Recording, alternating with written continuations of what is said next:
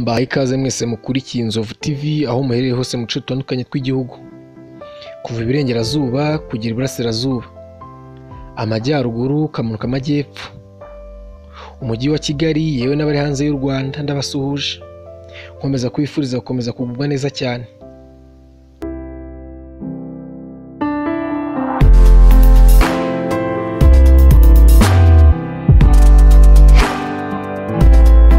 Mu kiganiro Random Story yacu y'uno munsi ngiye kukibagezaho ni Max Sparrow. Nizere ko meze neza cyane, nkomeza kwibutsa no gukora subscribe aho munsi kugira ngo mushe kudukurikirana mubana natwe mu biganiro twabateguriye. Uyu munsi twesemo kubazanira inkuru bakunze kwita umugozi w'inzovu, yewe nushaka kuyite Rope of the Elephant mu rurimi rw'icyongereza. Twabayitemo ino nkuru kugira ngo turusheho kwiga no gufashanya gusobanukirwa uburyo bwo kudacika intege mu buzima.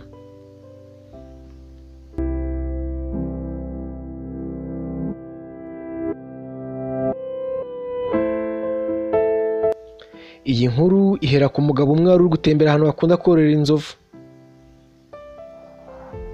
Uwo mugabo yanyuze ahantu bakunda kororera inzovu, asanga inzovu zidakingiranye mu dukeji twazo, yewe zinazirikishije utugozi duto cyane, maze abyibazaho.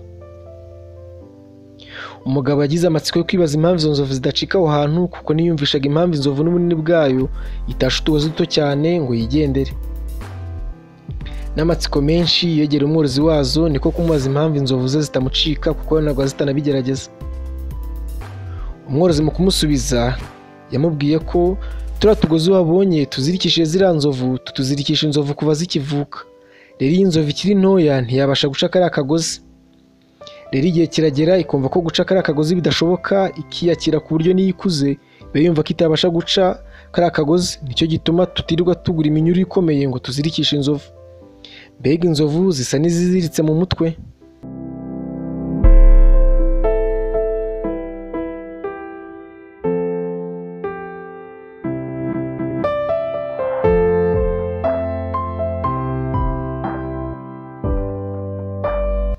Iyi nkuru y'inzovu rero irigisha iki? Iyi nkuru y'inzovu itwigisha kudacika intege mu byo dukora byose. Tugomba guharanira kwiremamo icyizere cyo kumva ko ibyo dushaka kugeraho tuzabigeraho, kabone n'ubwo byadusaba kugerageza inshuro zitabarika. Kuko kwizera kuzagera ku ntego yawe niyo ntambwe ya mbere yo kugera ku ntego yawe. Hari ingero nyinshi z'abantu bagiye bagerageza inshuro zidabarika mu buzima bwabo kugira ngo bagere ku ntego zabo. Urugero twabona nka Madamu J.K. Rowling wanditse igitabo bakunze benshi muri filime ya Harry Potter. Uyu mudamu yakoze divorce n'umugabo we, amusigira umwana w'uruhinja. Kumugaburira byaramugoye cyane ku buryo agezweho no gufashwa na leta. Ariko nyuma y'inshuro zitabarika agerageza gutanga igitabo cye, cyaje gukundwa n'umwana wari CEO wa company yaragerageje kwa applyingamo ngo bamugurire igitabo. Murumva ko gucika intege mu buzima nta hantu nawe byakugezaho. Ndabashimiye mwese twabanye muri Random Story yacu y'uno munsi, na hejo muri Random Story yacu izaba iryoshye kurushaho. Nkomeza kwifuza kuryoherwa n'ibyiza Inzovu TV ikomeje kubagezaho. Wowe icyo nagusaba ni ukora subscribe uwo munsi ukaryoherwa n'ibyiza byinshi tubafitiye.